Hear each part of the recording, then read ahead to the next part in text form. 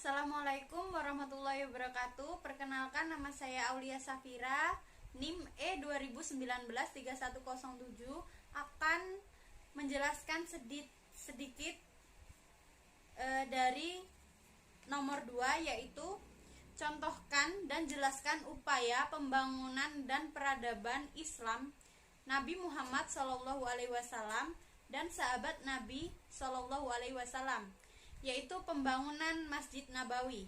Salah satu contoh upaya pembangunan Islam oleh Nabi Muhammad SAW dan juga sahabatnya, yaitu pembangunan Masjid Nabawi yang dipimpin secara langsung oleh Nabi Muhammad SAW dan juga para sahabatnya.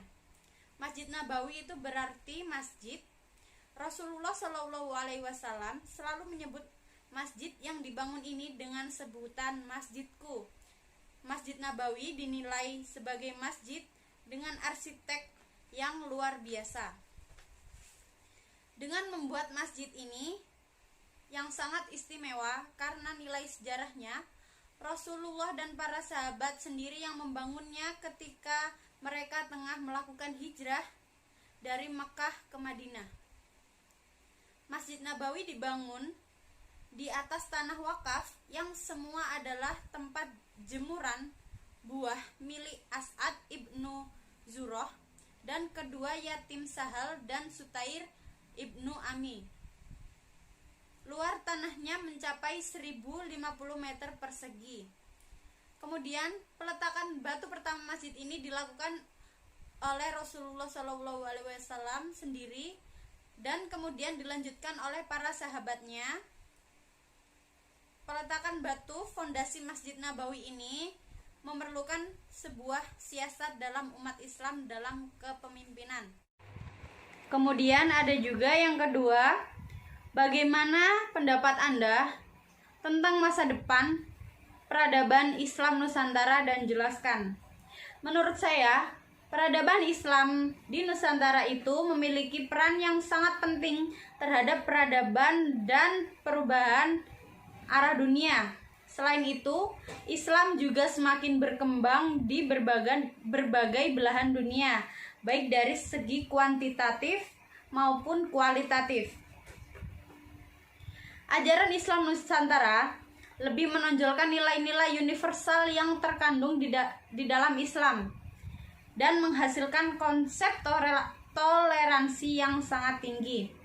Hal ini juga tidak lepas dari peran Pancasila sebagai landasan berpikir para ulama. Di masa depan, Indonesia bisa saja menjadi pusat peradaban Islam yang inklusif karena berbeda dengan negara mayoritas Islam lainnya. Indonesia sendiri lebih toleransi Islam dan merangkul semua agama di dalamnya. Tetapi di masa depan peradaban Islam Nusantara masih mengalami masalah seperti masalah perekonomian dan sosial.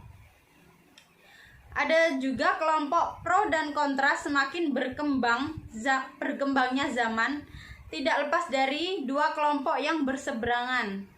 Ada yang menolak Islam Nusantara dan ada juga yang mendukung, dan tantangan yang dihadapi biasanya itu bersifat internal maupun eksternal. Pada peradaban Islam di masa depan, bisa saja umat Islam Nusantara belajar dari bangsa Barat dalam ilmu pengetahuan, teknologi, dan peradabannya. Peradaban umat Muslim di Indonesia masih mengalami ketertinggalan karena kurangnya kesadaran umat Muslim. Ketertinggalan ini bukan hanya dalam peran Islam melakukan sumbangan atau kontribusi terhadap fenomena dan globalisasi yang terjadi.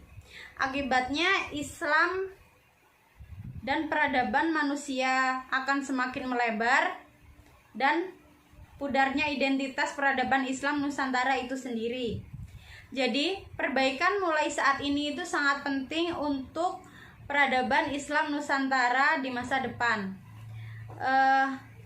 Cukup sekian penjelasan dari saya. Apabila ada salah kata dan kekurangan, mohon maaf. Wassalamualaikum warahmatullahi wabarakatuh.